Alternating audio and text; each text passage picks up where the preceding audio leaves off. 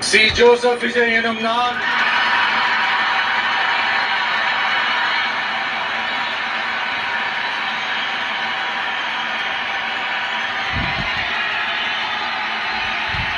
சட்டப்படி அமைக்கப்பெற்ற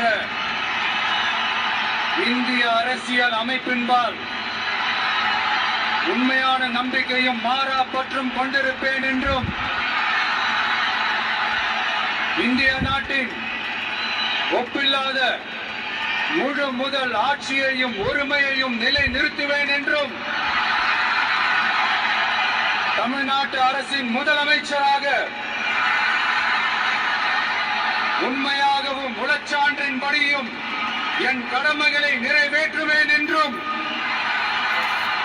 அரசியல் அமைப்பிற்கும் சட்டத்திற்கும் இணங்க அச்சமும் ஒருதலை சார்பும் இன்றி விருப்பு வெறுப்பை விலக்கி பலதரப்பட்ட மக்கள் அனைவருக்கும் நேர்மையானதை செய்வேன் என்றும் ஆண்டவன் மீது ஆணையிட்டு உறுதிமொழிகிறேன்.